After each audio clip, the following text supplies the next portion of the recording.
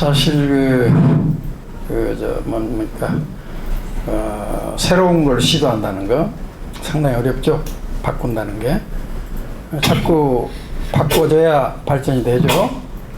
그래서 우리는 일일신신이란 말을 써요.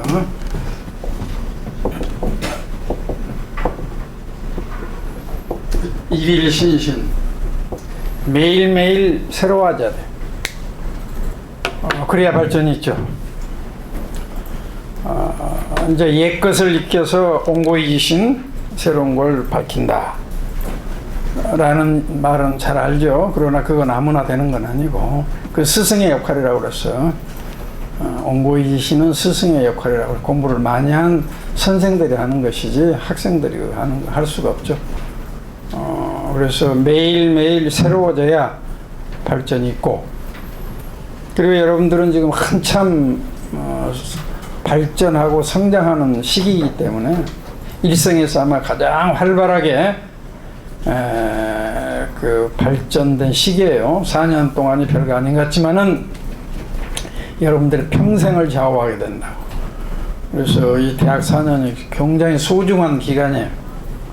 이 귀중한 시간을 여러분들이 잘 활용을 해야 돼요. 그래서 이런 새로운 걸 이제 선생이 시도를 하면은 익숙치 않으니까 어색하기도 하고 거부할 수도 있죠. 그러나 이제 이런 걸 도입하는 것은 여러 가지를 생각해서 학생들을 위해서 도입한 거니까 부정적으로 볼 건 아니죠. 그리고 항상 지금 그 전에 자꾸 잔소리지만은 스카이 대학생들이 우리나라에 대단한 인재들인 건 사실이에요. 그러나 내가 인재라고 프라이드를 가지면 안 된다. 프라이드는 오만심이에요. 자부심이 아니고. 나를 위한 사람 나밖에 없죠. 그러니까 자기 자신은 자기가 유해줘야 돼요. 또 자신감을 가져야 돼요. 그러나 오만심, 자만심 이런 건 세븐 데드리 신, 7가지 아주 나쁜 죄라고 그랬어요. 중세 캐톨릭이지만은 오늘날까지도 프라이드는 굉장히 나쁜, 오만심을 가지면은 발전이 없어요. 멈춰요. 내가 최고다. 그러면은 더 이상 배울 게 없는 거죠. 그러나 여러분들보다 더 똑똑한, 더 훌륭한 대학도 있고 훌륭한 사람도 있고 그래요. 항상 겸손하게 항상 배우는 자세로. 그래서 배울 게 너무나 많죠. 배우려면 어때요? 마음이 열려야죠. 마음이 닫혀 있으면 배울 수가 없어요. 여러분들은 나름대로 중고등학교 때 공부도 잘했고 스카이 대학 다니니까 프라이드가 있을 거예요. 그러나 그건 아주 제약이라고 그러죠. 제약이니까 여러분들이 명심해 듣도록 하고 이제 오늘 중간이 되겠는데 벌써 한 학기가 됐고 여름이 오고 이렇게 되는데 이게 뭐가 이게 안 지워지나? 오늘은 이제 마지막 좀 정리를 하죠. 식물이 이제 지금까지 강의를 했듯이 다양한 역할을 하죠. 알게 모르게 다양한 역할을 해요. 그 중에 이제 오늘 강조하고 싶은 것은 미기후를 조절한다. 미기후를. 기후가 이제 미기후가 있고 대기후가 있고 그래요. 국소기후, 지역기후 이렇게도 이야기를 하고, 마이크로 클라이밋. 마이크로 클라이밋은 인간이 조절할 수 있다. 매크로 클라이밋은 조절이 불가능하다. 그건 자연이기 때문에 자연에 순응을 해야 되고, 그래서 미기후, 뒤에 미기후가 뭔지 잠깐 나오지만은 미기후는 우리가 조절을 할 수 있는데 특히 식물로 미기후를 조절해서 컴포트 존, 살아가는데 실내같이 실외에도 쾌적한 환경을 만들 수 있다. 에너지를 많이 쓰지 않고도. 지금 이제 우리 지구의 가장 큰 이슈가 지구온난화죠. 글로벌 워밍. 북극의 빙하가 녹아 내려오고, 그래서 바다 수위가 높아지고 섬나라가 침수가 돼서 뭐 사라질지 모른다는 불안감, 그리고 지금 우리나라도 옛날에 추나 추동이 확실했는데 근래는 봄, 가을이 굉장히 짧아졌죠. 기후 변화가 있는 건 사실이에요. 그래서 특히 이제 지구가 더워진다, 뜨거워진다, 온난화, 왜 글로벌 워밍이 지금 발생되고 있는가? 두 가지 설이 있어요. 하나는 주기설,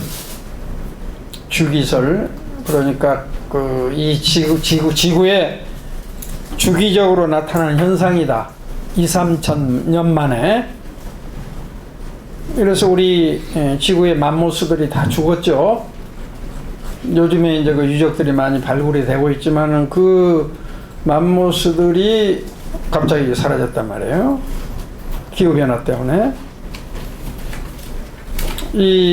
그래서 이 한 가지 설은 이제 주기설이다. 괜히 호들갑 떨지 말아라. 지구 온난화로 이걸 정치적으로 악용을 하고 장사하려고 한다 하는 주장이 있고, 한 가지는 이제 화석 연료를 많이 떼고 해서 지구 온난화가 발생이 되고 있다. 작년에도 파리에서 지구 온난화를 더 개선하려고 국제회의가 개최가 됐죠.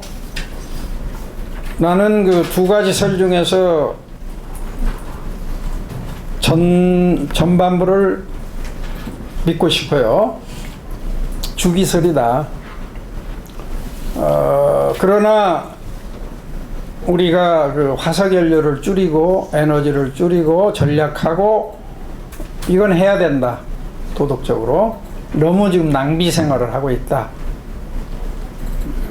뭐 이런 생각인데, 우리가 환경을 윤리적으로 도덕적으로 에너지를 전략하는 환경, 흥청망청 지금 우리 엄청나게 에너지 낭비하고 있죠.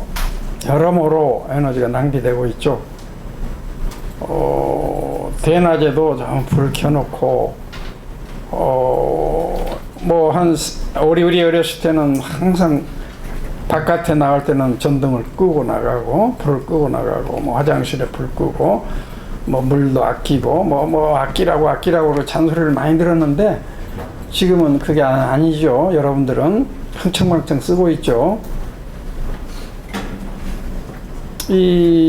물 쓰듯이 쓰고 있죠, 우리나라가.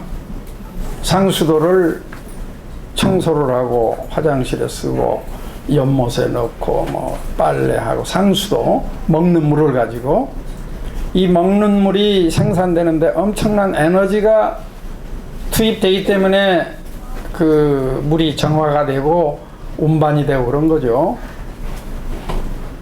전혀 지금 전략이라는 개념이 없어졌어요, 우리 사회에. 그러니까 이 지구온난화가 주기 2~3천 년 만에 발생되는 현상이다라고 하더라도 우리는 에너지를 전략할 필요가 있죠.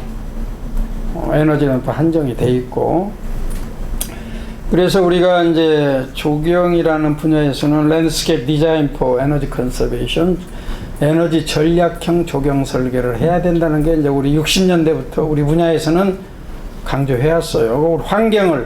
인간이 사는 환경을 다루는 게 조경이니까, 아웃도어에, 인도어는 이제 건축에서 뭐 냉난방을 조절하고 하죠. 그러나 아웃도어, 건물 밖의 공간은 조경에서 다루는데, 아웃도어에서도 이 실내 인도어 같이 쾌적하게 1년 내내 컴포트 존, 기온이 20도씨 전후, 뭐 습도가 50~60%, 약간 바람이 불고 햇빛이 쪼이고, 이런 그 아웃도어를 우리가 한국 사람들에게 컴포트 존이라고 하는데, 이거 이제 봄, 가을은 좋은데 겨울, 여름은 엄청 춥고 엄청 덥죠.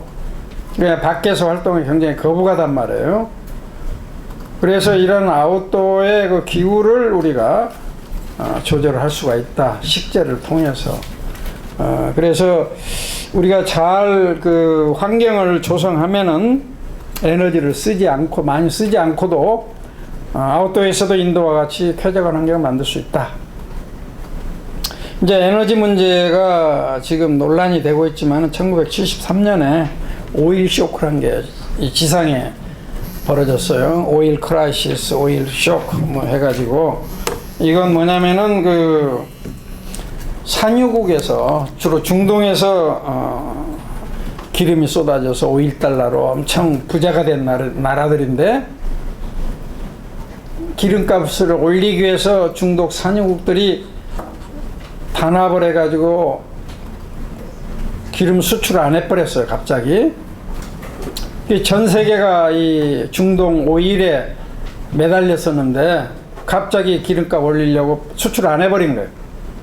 그러니까 올스톱이 전 세계가. 모든 기계, 모든 지금 뭐 우리 옷도 전부 화학 석유 원료를 가지고 옷도 만들고 뭐 모든 걸 석유 가지고 만들죠. 그게 수출이 안 돼 버리니까. 그래서 세계가 깜짝 놀랐죠.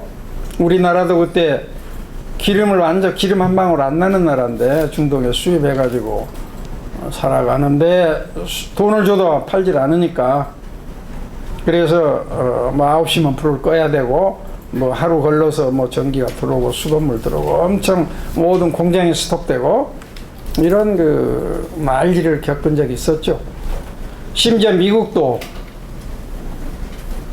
공장이 올 수도. 왜냐면은 미국에 오일이 굉장히 많아요. 텍사스에는 기름이 많지만은 외국 거 사다 쓰고 자기 건 아끼고 있었어요. 그런데 갑자기 안 팔아버리니까 유전을 며칠 만에 개발할 수도 없는 거고, 그걸 개발하려면 몇 개월이 걸려 그러는데, 그래서 미국 같은 나라도 엄청 타격을 받았죠. 그게 이제 오일 쇼크, 오일 크라이시스예요. 그래서 우리가 학생 왜 나가지? 네?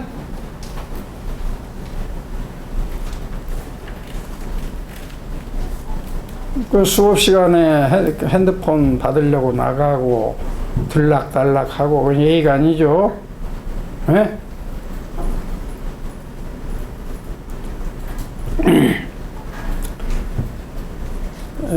그래서 아무튼 우리가 이제 기름이라 오일이라는 것은 화석연료는 부존 양이 한정돼 있죠.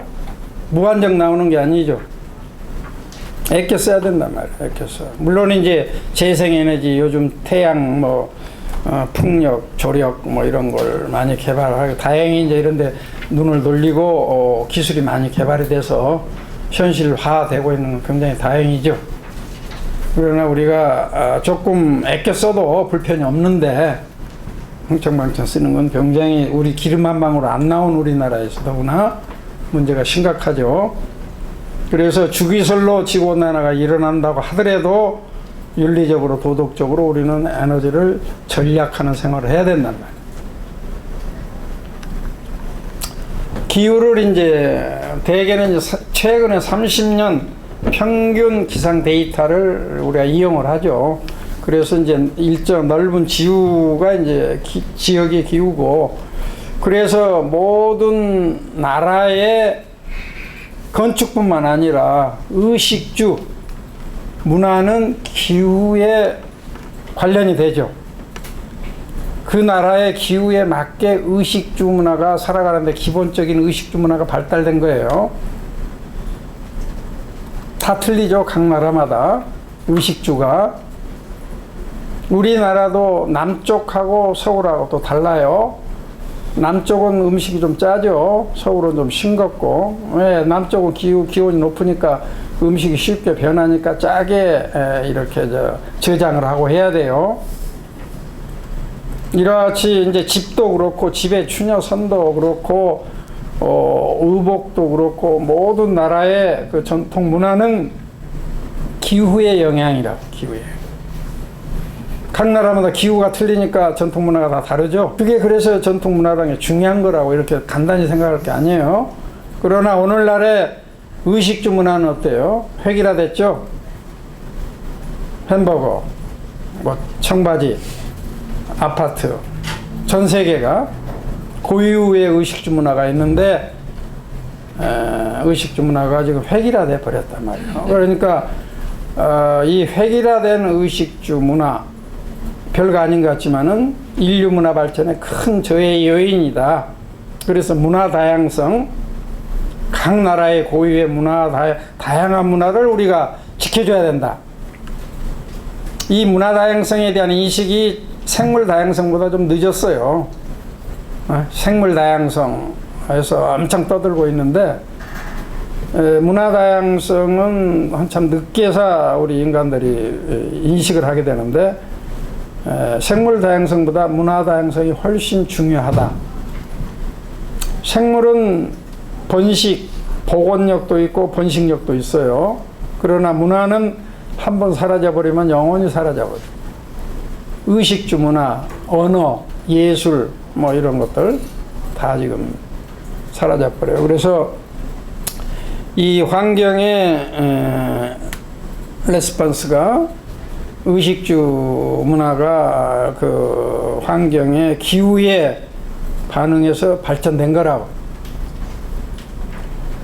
내가 오늘 이제 종강이니까 비싼 옷을 입고 왔는데 이게 이제 모시 옷이죠. 모시에다가 감물을 들인 거예요. 그러니까 비싸요. 비싸지만은 굉장히 시원하고 좋아요. 어느 옷보다도 한국 여름 날씨에는 최고라고요. 이 모시 옷이 가볍고 시원하고 우리 이제 이런 모시 옷이 우리나라에서 발전된 것은 우리 기후에 여름을 시원하게 나기 위해서 삼배나라는 모시가 이와 같이 이제 이 각 나라의 전통 문화는 기후의 영향이다. 기후가 가장 큰 요인이다. 그래서 우리가 이제 사는 환경을 풍수지리적으로 명당자리를 잡아서 살려고 노력을 했다. 풍수지리. 그 풍수지리가 뭐냐? 뭐 풍수, 장풍, 득수다, 약자다, 뭐 이렇게도 이야기를 하고 서양에서는 영어로 지오먼시다. 풍수지리가 동양 거냐, 한국 거냐? 그게 아니다. 유니버셜 컬처, 보편적 문화. 동서양 어느 나라 민족이나 이제 용어만 틀리죠. 지오먼시, 레일라인, 풍수, 뭐 지니어스, 로카이, 뭐 각 지방마다 풍수에 대한 이제 접근 방법이나 용어는 좀 다르지만은 풍수 지리에 의해서 집터를 잡고 거기 살고 묘토를 잡고 살고 그런 것이죠. 이게 이제 비과학이다. 눈에 안 보인다 해서 무시했지만은 그건 아니죠. 그래서 이 풍수지리설에 의해서 우리가 사는 환경을 마을터, 집터, 마을터, 좀 형국이 큰 데는 이제 도읍지가 되고 이렇게 큰 데는 서울 수도 같은 수도의 위치가 정해졌죠. 한국의 서울 수도는 기가 막힌 것이죠. 기가 막힌. 세계에 이런 수도는 없죠. 수도는 최고의 명당자리에 풍수지리설에 의해서 지금 한양으로 천도를 한 거죠. 개성이 이제 다 개경이 기가 쇠했다 해서 물론 이제 왕조가 바뀌니까 새로운 분위기를 조성하기 위해서 수도를 옮기기도 하지만은 최고의 자리죠. 최고의 자리. 그래서 이런 그 자리를 우선 터를 잘 잡고 사는데 그 다음에 거기에 이제 그 터에 맞게 건물이 지어지고 거기에서 우리가 사는 거죠. 그래서 이제 기본적으로 풍수지리 개념도가 뒷산이 있고 우측에 백호, 청룡 있고 그 주작이 있고 좌청룡 우벽 현무 주작이 있고 그래서 이러한 형국의 터에서 터를 잡아서 마을이 형성이 되고 도읍지가 형성이 되고 수도가 형성되는 이러한 그 문화는 한국만 있었던 건 아니고 전 세계 범세계 있었죠. 그래서 이러한 형국이 이제 그림으로 그려서 이와 같은 형국을 딱 갖춘 장소가 있겠는가. 완벽한 이런 장소는 그림은 그릴 수 있지만은 찾기가 힘들겠죠. 어디 오른쪽이 약하든지 뒤쪽이 약하든지 세다든지 이런 거. 그래서 우리는 비보, 산천 비보, 그러니까 뭐 500호가 100호가 약하다 그러면 돋궈주고, 너무 세다 하면 엽승해서 눌러주고. 그래서 이와 같은 형국을 최대한 노력해서 살 집터도 찾고 마을도 찾고 도시도 찾는데, 좀 허한 부분 또는 너무 센 부분 이런 걸 약간 조절해서 살아왔단 말이에요. 완전 인공적으로 만들어버린 게 아니라, 그게 소위 요즘 이야기하는 Sustainable Development, Sustainable, 지속 가능한 개발이에요.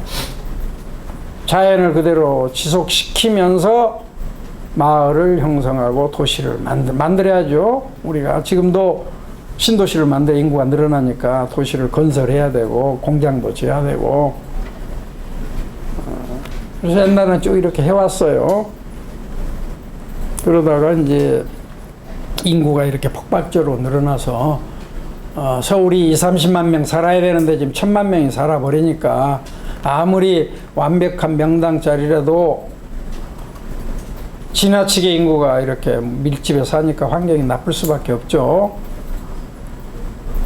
그래서 이와 같은 그 형국을 찾기가 힘드니까 요즘에 이제 허벌판, 들판에다가 도시를 만들죠. 신도시들이 전부. 그건 아주 잘못된 국토 이용 정책이에요. 허벌판, 들판이 뭡니까? 비옥한 땅이죠. 농사 짓는 곳이죠. 논이죠. 우리가 이제 농지, 절대 농지라고도 있고 아주 비옥한 땅. 그런 데는 우리가 이제 식량을 생산해야죠. 그런데 이 절대 농지에다가 신도시를 지금 다 만들어 버렸죠. 식량이 남아돈다고. 그런데 식량 자급률이 지금 30%, 40%죠. 그런데도 물론 쌀은 이제 남아돌고 기타, 지금 식량이 부족한 게 사실은 사료가 수입을 해요. 소, 돼지 먹이는 사료를 수입을 한다고. 그것도 이제 식량 푸스로 들어가니까. 그런데 사료를 수입해 가지고 소돼지를 키운 건 아직도 넌센스죠. 근데 소돼지들이 미제 옥수수를 먹고 외국산 먹거리를 먹고 지금 큰 거예요. 그것도 아주 문제고. 아무튼 우리나라 국토 이용, 국토가 엉망해요. 지금 금수강산인데.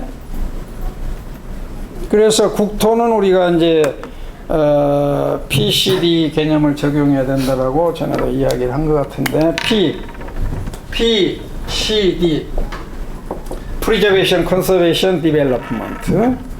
더 나아가면 Consumption까지도 포함이 되는데, Preservation 해야 될 지역이 있죠. Conservation 해야 될 땅이 있죠. Development 해야 될 땅이 있죠.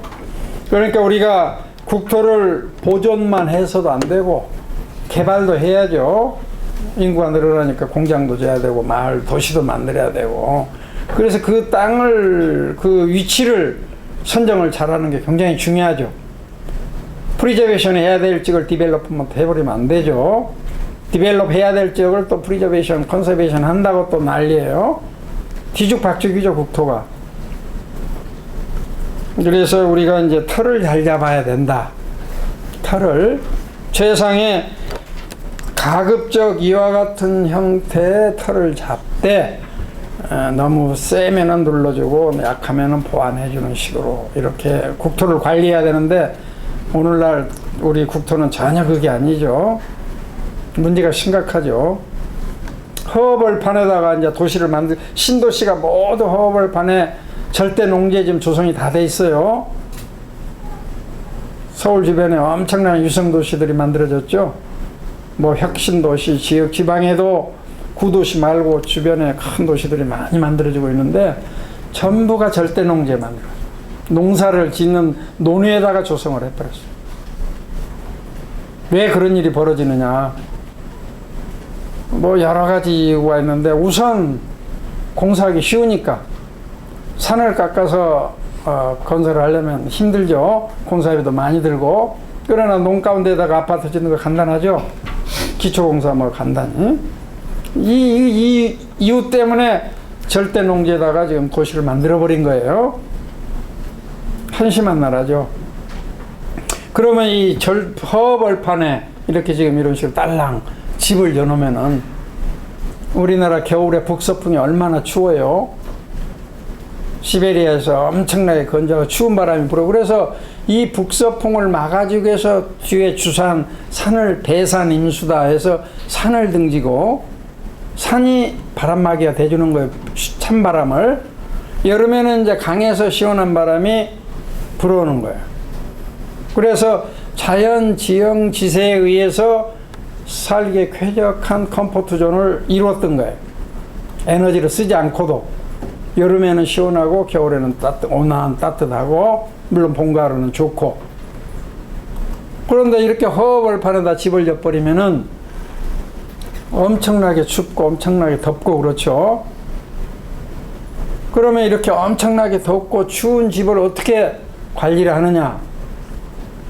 에너지를 써서 관리를 한단 말이에요. 지금 이 건물 같이 냉난방을 에너지를 써가지고 건축 설계해서. 그리고 이 에너지를 많이 쓰니까 에너지가 창 밖으로 나가면 안 되겠죠. 손실이 생기면 안 되겠죠. 처음에 창을 틀어 막아 놓는단 말이에요. 못 나가게 에너지를 절약한다고. 결국 숨 막히는 실내에서 우리는 살아야 되는 거예요. 그래서 새집 증후군이 발생이 되는 것이고, 너무 웃기는 일이죠. 그거. 에너지 절약한다고 이중창, 삼중창, 단열재 막 이런 걸 막 해가지고 에너지가 못 새나. 그게 에너지 절약형 건물이라고 지금 건축가들은 이야기를 하고 있어요. 그리고 이제 틀어 막아놓고 공기 정화기를 틀려. 공기 정화기가 그냥 돌아가요? 에너지를 써야 되는 거 아니에요? 결국은. 이런 모순이 지금 우리 현실에 벌어지고 있는 거예요. 그래서 차선책으로 허벌판에 집을 져가지고 북서풍을 어떻게 막을 것이냐, 찬바람을, 방풍림을 조성해 주는 거예요. 상록수를 심어가지고 빽빽이 심어서 겨울에 찬바람을 막아주는 거예요.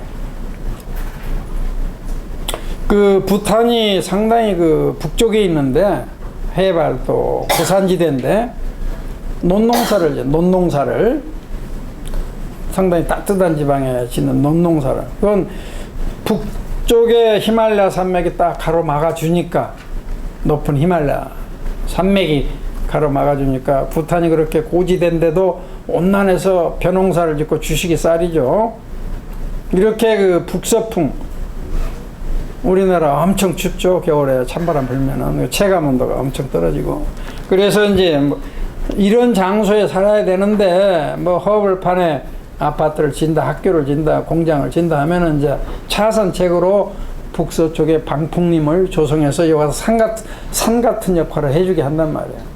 그리고 건물 주변에는 녹음수를 심어가지고 그늘 대게 녹음수를 심어서 그늘을 주고, 이 녹음수 한 주가 건물 옆에 서양빛을 가려지는 녹음수 한 주가 에어컨 12대를 작동하는 그 에너지가 맞먹는다는 뭐 데이터도 있어요. 그러나 우리가 이제 이런 형국을 잡아서 집터를 잡고 마을을, 도시를 형성하면은 에너지를 쓰지 않아도 되는데, 허벌판에 도시를 만들어 놓고 에너지를 많이 쓴 건 문제다. 그래서 이 기후에 우리가 적응을 하는데, 그래서 미기후는 이제 국지적으로 발생되는 기후를 이야기해요. 그래서 이제 그 지역기후, 우리가 기상대에서 발표한 건 지역기후죠. 서울 지역, 경상도, 제주도 지역, 넓은 지역이란 말이에요. 막 각 그 번지수별로 이렇게 기후를 다 조사 발표는 할 수 없죠. 지역기후를 발표하죠. 그건 이제 하나의 자연의 법칙이고 자연의 힘이기 때문에 그건 우리가 인간이 어쩔 수가 없어요. 지금 뭐 많이 기술이 발달돼 가지고 인공 강우도 내리게 하고 인공 눈도 내리게 하고 뭐 하지만 그건 비용을 따져보면 별로 좋은 방법이 아니고, 그 기후에 온대지방, 한대지방, 열대지방 기후에 적응해서 살 수밖에 없죠. 다 기후에 맞게 약간 의식주가 문화가 발달된 거죠. 그런데 국지적인 기후 조건 부분적으로 발생합니다. 이 건물도 여기에 있는 건물도 동서남북 온도가 틀리죠. 일조량도 틀리고 바람 속도도 틀리고. 그러니까 국지적으로 발생되는 기후를 미기후라고 하는데 이건 조절이 가능하단 말이에요. 조절 노력하면은. 그래서 이와 같은 명당짜리, 이제 대표적인 우리나라 명당짜리들이 많은데, 윤선도 알죠? 고산 윤선도의 그 마을, 뒷산에서 들판을 보고 이 들판에서 앞에서 뒤로 보여 뒷산이고, 아주 그 전형적인 명당짜리에 윤선도가 조상부터 살아왔고, 지금까지도 벌써 400~500년 동안 윤선도 후손들이 아주 잘 살고 있어요. 집안에 인물들이 많이 나왔어요. 그게 물론 집안이 좋으면 옛날부터 뭐 더 좋은 조건이 공부도 잘할 수가 있겠지만은, 인걸은 지령이라는 말이 있어요. 인걸은 지령이다. 땅의 기운을 받아서 영웅 호걸 인걸이 나온다. 이게 오늘날까지도 유효하죠. 그래서 대통령 선거가 되면은 자기 아버지 묘소를 명당짜리에다 옮기고 난리 법석이죠. 그게 이제 비과학이다 라고 단순히 그렇게만은 이야기할 건 아니에요. 좋은 자리에 부모님을 모시 꼭 유교적이다 라고만 이야기할 수가 없어요. 동서양을 막론하고 그런 좋은 터에, 묘는 이제 음택이죠. 돌아가신 분을 모신 거죠. 우리가 사는 집은 양택이고, 양택보다 음택이 더 영원하죠.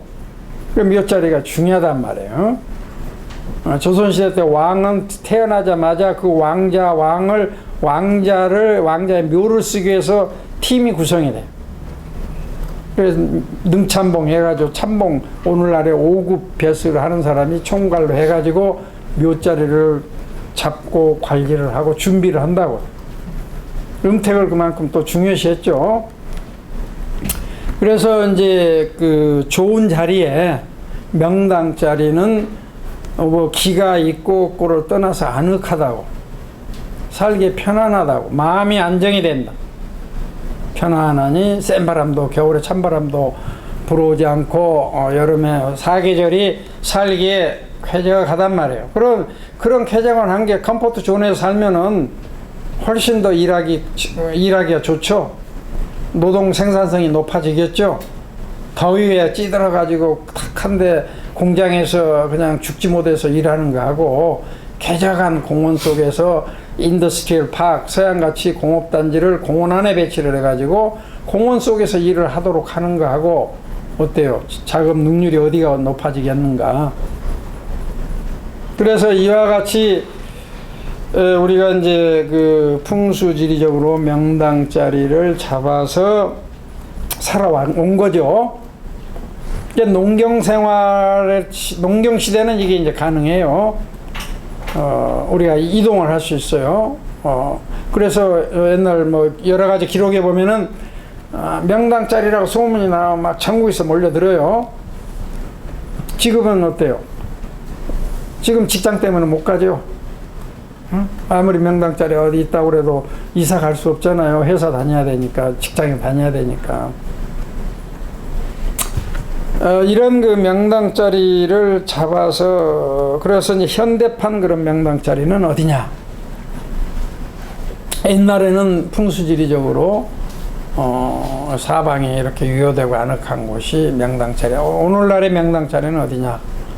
집하고 직장이 가까운 게 명당자리. 일단은 직주가 가까워야 돼요.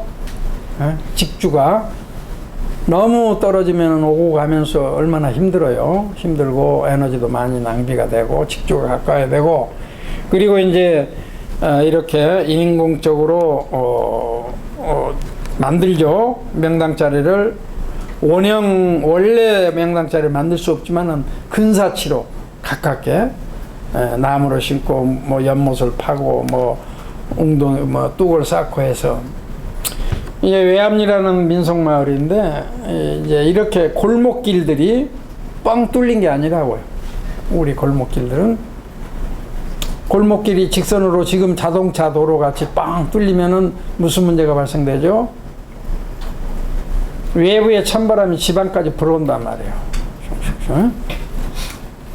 지그재그로 골목길이 돼 있기 때문에 외부의 찬바람이 집 안까지 이렇게 들어올 수가 없죠.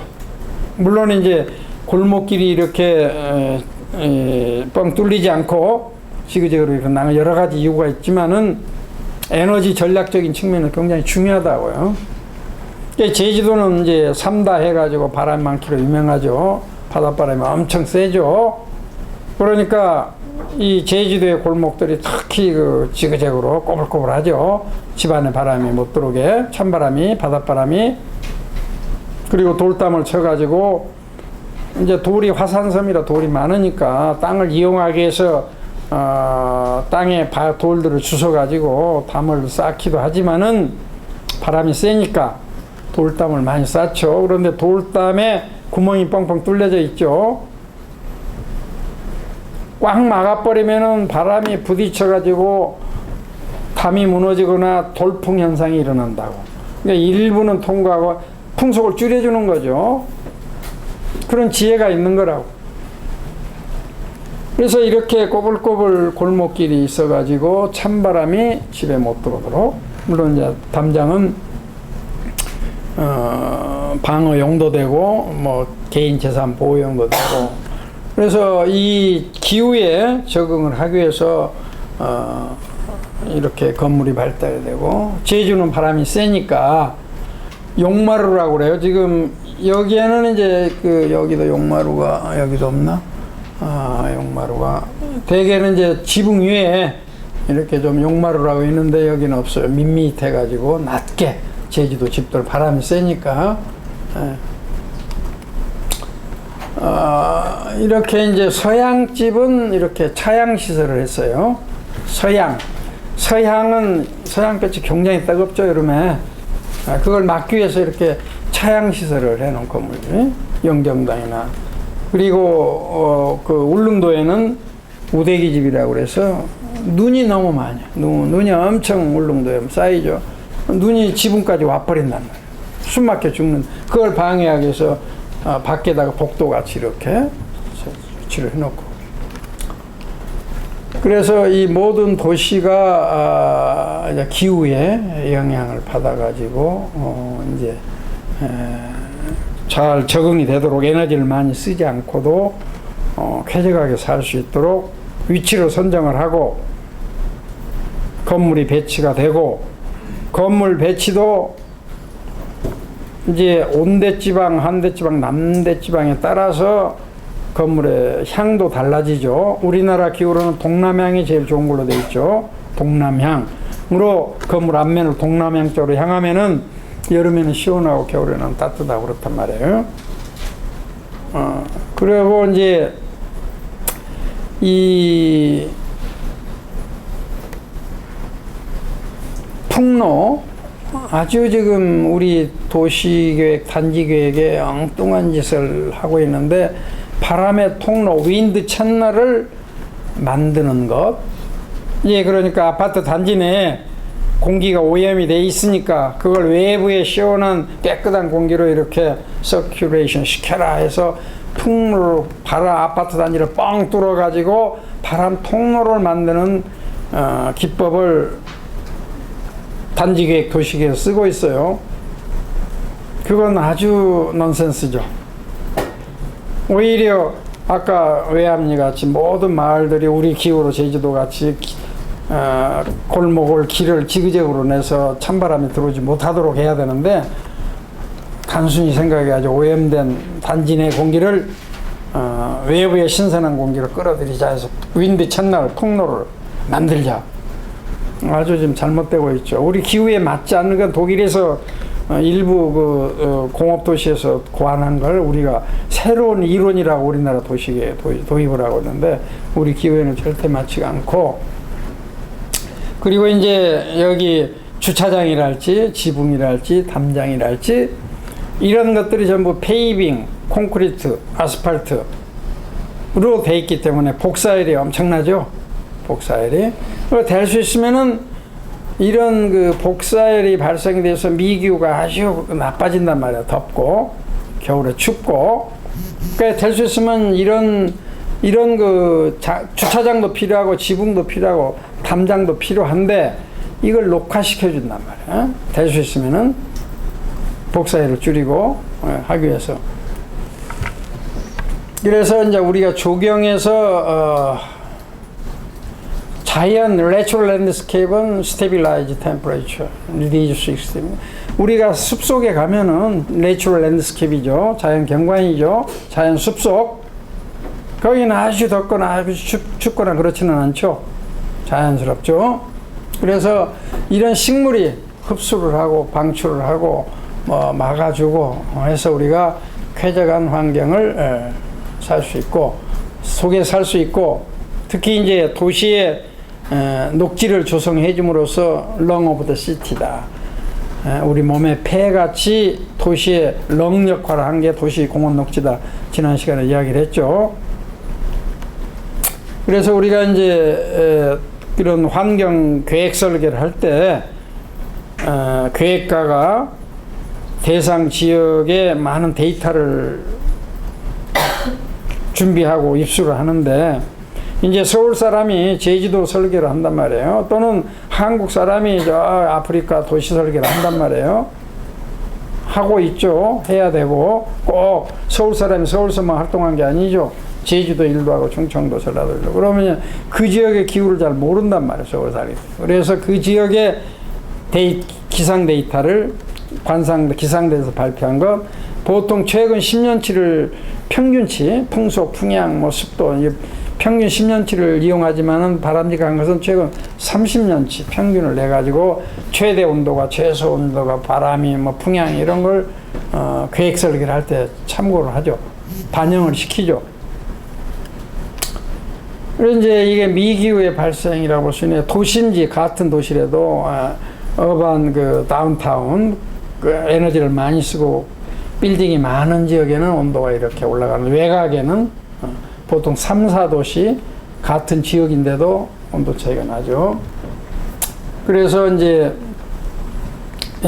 도심지에 건물의 옥상 녹화, 그래서 풀을 심고 나무를 심고 녹화를 해서 에너지 전략을 컴포트 존을 만들고 줄여준단 말이에요. 이렇게 옥상 녹화는 이제 미관적인 것보다는 미기후를 조절하게 해서 복사열을 줄여주고, 또 비가 내려서 이 아스팔트나 돌이나 콘크리트 바닥이면 순식간에 낮은 지역으로 흘러가 버리는데, 그래서 도시 홍수가 발생이 되죠. 저지대가 침수가 되죠. 그러나 이런 거 하면 서서히 물이 흘러가니까 도시 홍수를 예방할 수가 있고, 그래서 이렇게 미기후를 콘크리트 바닥에 했을 때, 녹지로 조성했을 때 보통 4도씨, 5도씨 정도 온도 차이가 나고, 온도뿐만 아니라 습도도 조정을 해준단 말이에요. 식물이 증산작용을 하면서. 옥상에 세 가지 타입으로 우리가 인텐시브, 익스텐시브, 그 다음에 중간치 이렇게. 그래서 옥상만 우리가 전에도 이야기했지만은 녹화를 시키고 해줌으로써 엄청난 에너지를 줄일 수 있다. 고려대학에 지금 많은 옥상이 있어요. 콘크리트 바닥 옥상. 고려대학도 엄청나게 모든 건물이 거의 다 이제 이렇게 지붕, 경사 지붕이 있는 데는 이제 옥상이 아니지만 되게 평탄하게 된 본관 건물, 모든 건물들이 옥상이 콘크리트 바닥이라고. 법대 몇 군데 지금 조금 녹화를 해놨는데 거의 지금 콘크리트 바닥이라고. 이것만 개선, 여기에 풀만 심어도, 이게 쭈리 공과대학인 자연계 캠퍼스인데 아주 쭈리 대학 자연계 캠퍼스예요. 쭈리 가면은 남산 같은 산 밑에 자연계 캠퍼스가 조성이 되어 있는데 세계적으로 가장 친환경적 생태적 캠퍼스라고 유명해요. 그래서 가보고 일부러 올라가 봤는데 여기 풀을 심어놨다, 옥상에다가. 이거는 이용 공간이 아니죠. 기후 조절용으로 그냥 풀을 심어놓은 거죠. 잡초를 심어놓은 거죠. 이것만 해도 엄청난 미기후를 조절할 수가 있어. 홍수도 전략할 수 있고, 또 이 전체 경관이 조화가 되고. 뭐 이런 헌법재판소에 이렇게 우리가 옥상에 콘크리트 바닥에 이렇게 풀을 심고 나무를 심고 또 뭐 정원을 만들고. 일본의 데이터인데 이제 황거, 일본 천황이 사는 집에 거기에 온도하고 외곽의 도심지의 온도하고 온도 차이가 많이 나죠. 온도 차이가 녹지가 많은 지역하고 없는 지역하고 이렇게 미기후가 같은 지역에도 많이 발생이 된답니다. 뭐 일본에서는 이제 옥상, 아파트 옥상에다가 논도 이렇게 만들어 가지고 벼베기도 하고, 지역 주민들이 모여 가지고 수확도 하고, 이렇게 이제 열 감지기를 측정을 해보면은 빨간 데는 50도, 파란 데는 15도, 거의 35도하고 25도하고 50도 차이. 25도 같은 건물인데도 풀을 심는 데하고 콘크리트 바닥에 있는 데하고 이렇게 온도 차이가 많이 난다. 이제 이런 것은 그냥 레저부아 역할을, 이렇게 풀만 씹어놔도 비가 내려가지고 갑자기 저지대로 흘러가지 않게 물이 서서히 흘러가게 도시 홍수를 예방해 준다. 예? 갑자기 이제 쏟아지는 거, 서서히 쏟아지는 거고, 그리고 이제 벽면 녹화도 우리가 다양한 지금 기법이 개발이 되고 있어요. 콘크리트 벽면을 풀을 심어가지고 녹화 보기도 좋고 온도, 미기후도 조절을 해주고, 여기 뭐 잠자리 나비 뭐 새도 살게 하고 이런 걸 연구를 많이 하고 있죠. 이런 걸 전부 지금 조경에서들 하고 있어요. 그다음에 바람, 방풍림, 찬바람 아까 방풍림. 그 다음에 이제 이렇게 미기후를 식재를 해서 조절해주는 경제적 가치. 전에 이야기했지만 일본의 도시 옥상 녹화만 해도 원자력 발전소 25기를 짓는 거 맞먹는다. 엄청난 에너지를 줄일 수 있죠. 미기후를 조절해서 에너지를 쓰지 않고도. 그 다음에 이제 식물이 이제 그런 미기후를 조절해서 우리가 에너지를 많이 쓰지 않고도 쾌적 환경을 조성할 수 있다. 이것도 엄청난 경제적 가치예요. 원자력 발전소 25기가 가동이 되려고 하면은 물론 무공해 원자력 전기가 생산이 되지만은 사고 나면은 걷잡을 수가 없단 말이에요. 그게 지금. 그래서 우리가 이 식물을 아까 이제 그런데 나무를 심어서 나무를 심어가지고 미기후만 조절한 게 아니죠. 앞에 지금까지 쭉 이야기했던 사항들을 동시에 부작용이 없이. 그 다음에 이제 생물다양성, 아까 문화다양성, 생물다양성, 바이오다이버시티가 지금 심각하게 논의가 되고 있죠. 생물이 종이 멸종이 되게 되면은 결국 푸체인으로 먹이사슬로 연결이 되는 인간도 결국은 지구에서 멸망하고 살 수가 없다. 그래서 모든 생물은 존재의 가치가 있고 역할이 있고 모든 생물이 종이 멸종돼서는 안 된다 하는 게 요즘에 이제 큰 이슈죠. 그래서 이 바이오다이버시티가 뭐 지상에 1000만 종, 뭐 이것도 뭐 계속 정확한 저기가 아니죠. 뭐 많은 곤충, 척추동물, 뭐 엄청난 생물 종들이 살고 있는데 이런 것들이 계속 지금 사라지고 있단 말이에요. 멸종 위기에 있고 사라지고 있고, 열대우림이 다우림이 1년에 7만 6천 평방킬로미터가 사라진다. 지금 이제 아마존강 열대 다우림이 지구의 산소의 공급원이다. 그런데 그 목재를 벌목을 해버리고 하니까 열대 다우림이 사라져서 지구 온난화가 생긴다. 뭐 여러 가지 좀 걱정들 하고 있죠. 그리고 이제 그 멸종 위기에 또 처해 있고, 그래서 이제 우리가 보존을 해야 되는 의무감도 있지만은 사실 이 92년의 리우 환경회의에서 생물 다양성 협약이 강화됐고 서명이 됐고 지금 추진 중이고 한데 생물 다양성 중요하죠. 그래서 인간에게는 의식주가 필요하듯이 야생동물에게는 워터, 푸드, 해비태트, 레퓨지 4가지 조건이 있어야 살 수 있죠. 그래서 생태계가 이렇게 땅속에 분해자, 디컴포저, 그 다음에 이 디컴포저를 먹고 자라는 프로듀서 생물이 있고, 이걸 소비하는 컨슈머가 있고, 고등동물까지 있고, 그렇죠. 그래서 생태계가 이와 같이 피라미드형을 구성하면은 쓰러지지가 않죠. 안정되게 유지가 되죠. 그런데 지금 생태계가 어때요? 땅속은 다 죽어버렸단 말이에요. 미생물이. 그리고 맨 위에 이제 뭐 독수리가 올라갈 수도 있지만 인간이 지금 60억, 70억 해가지고 역피라밋이 되고 있다. 그래서 생태계가 쓰러진다, 멸망한다 그런 거죠. 땅속이 살아야 된다 말 기본적으로. 땅속이 미생물이 살아야 된다. 그래야 그 분해를 시키고 영양분 흡수를 시키고 수분도 있고 통기도 있고 나무가 거기서 땅속에 미생물이 많고 지렁이가 많고 이 비옥해야 식물들이 살 수 있죠. 지금 도시의 지하 속은 사막이다. 도시는 사막이에요. 지표면이 좀 건물, 아스팔트, 콘크리트로 덮여 있죠. 물이 스며들지를 못하죠. 공기도 통기가 안 되죠. 그러니까 이 땅 속에 물이 안 들어가 버리니까 미생물이 살 수가 없죠. 다 죽어버리죠. 사막이란 말이에요. 그러면서 지하수는 엄청 펌핑해서 써버린다고요. 그 지하수위가 뚝 떨어졌다고요, 지금. 전 세계적으로.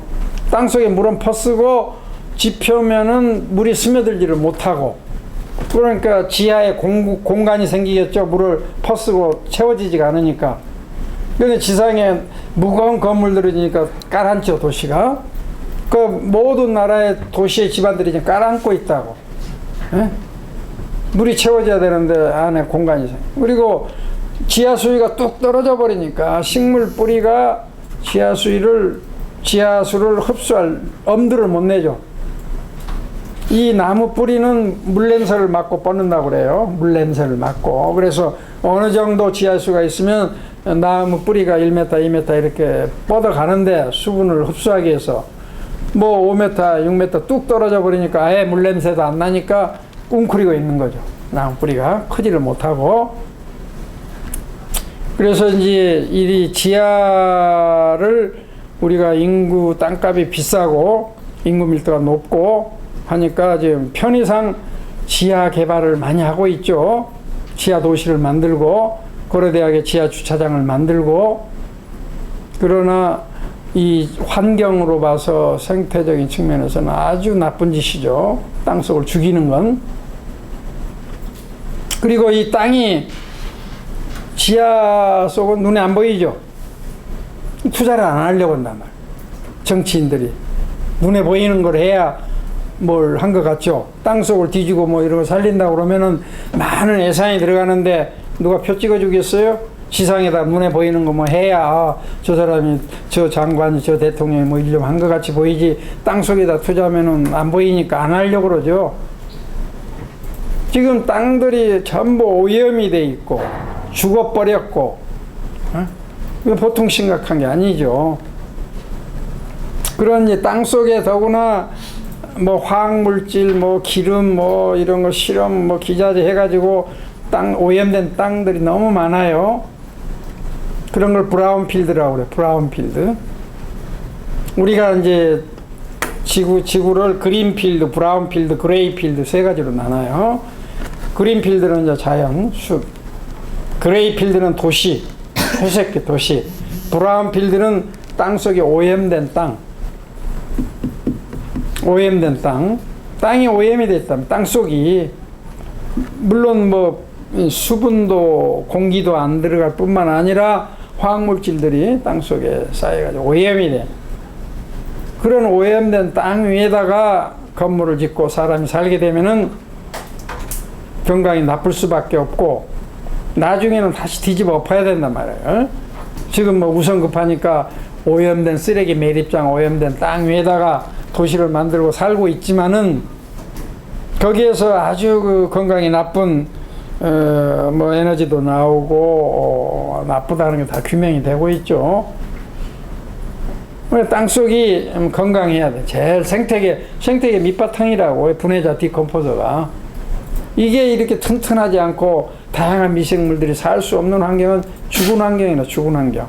식물이 자랄 수가 없고 식물이 못 자라면 곤충, 동물이 자랄 수가 없죠. 이만큼 그 땅속의 미생물이 눈에 보이지 않지만은 중요한데 이걸 다 죽였단 말이야. 지금 도시에서는. 이게 보통 심각한 게 아니에요. 우리나라 이제 멸종 뭐 위기 지정 현황 해가지고 우리 이제 국민들한테 경각심을 일으키기 위해서 막 곧 죽어간다, 없어진다, 1급, 2급 해가지고 많은 동물들이 지금 죽어가고 있고, 예를 들어 가지고 이제 나비가 역시 많은 환경, 다양한 환경은 살아있는 환경이죠. 새나 곤충이나 이런 그 야생 동물들이 많이 사는 환경은 건강한 환경이라. 일단 야생 동물들은 어때요? 이동할 수 있는 능력이 있죠. 날개가 있고 뛰어다니고. 그러니까 자기가 불리하면 도망가 버린다고. 살 수 없는 환경이면은 인간만이 어쩔 수 없이 이렇게 살지만은. 그래서 나비 종류를 예를 들어 가지고 이제 숲 가장자리, 도심 하천변 이 가장자리에 위치가 A 지역에 좋아하는 B, C, D, E 지역의 나비 종류마다 또 달라요. 서식지가. 그래서 이제 예를 들어 가지고 아까 A 지역 이제 이거죠. A 지역 이런 데를 좋아하는 나비 종류가 이런 나비 되겠단 말이죠. 이렇게 있는데 성충 먹이, 애벌레 먹이가 애벌레가 커가지고 이제 성충이 나비가 되죠. 번디기가. 애벌레 때 먹는 식물하고 성충 때 먹는 식물이 또 달라요. 성충이 이제 나비가 되니까 꿀을 먹죠. 애벌레는 이제 이 번데기가 이런 애벌레가 이파리를 갉아먹고 살죠.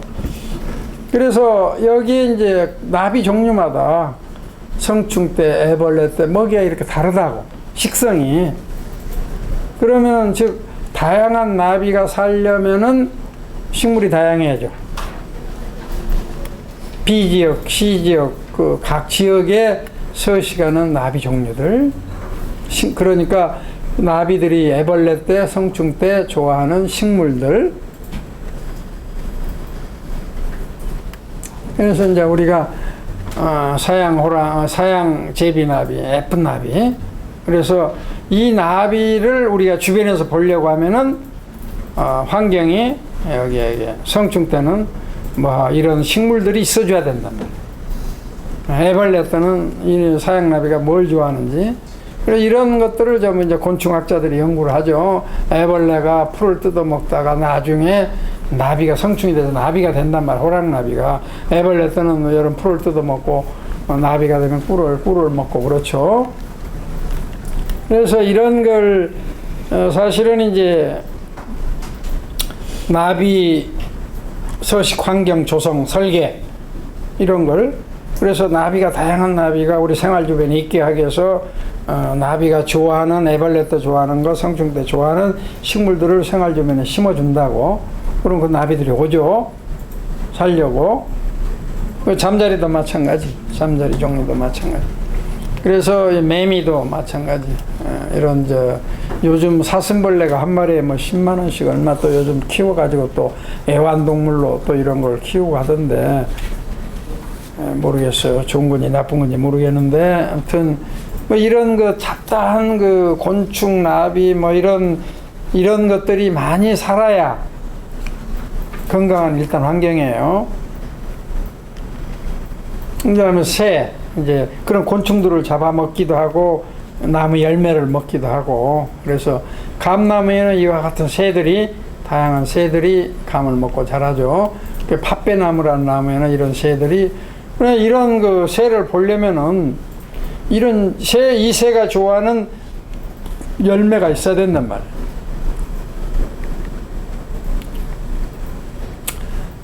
그래서 이런 걸 이제, 그래서 이제 뭐 이런 곤충류들을 위해서는 다양한 그 애벌레 때, 성충 때 먹는 풀들을 심어주고, 새들은 그런 먹이가 되는 열매, 식이식물 이런 걸 심어주고, 이런 걸 이제 연구하죠. 그래서 되게 그 새들이 열매를 주로 좋아하고 꽃보다는 열매를 좋아한다. 그러니까 이런 열매가 달린 모든 식물이 다 열매는 있어요. 있는데 눈에 보이지 않게 아주 그 미약한 열매도 있고 크게 보이는 열매도 있는데, 이 열매가 달린 나무를 심어주면은 새들이 많이 날라온다. 이걸 먹으려고. 그래서 다양한 생물이 사는 것은 건강한 환경이고, 생물이 살려면 4대 조건, 아까 물, 먹이, 집, 피난처 4대 조건이 있어야 이런 걸 구성하는데, 식물이 바이탈 링크를 해준다. 절대적으로 생물 다양성에 절대적으로 중요하다.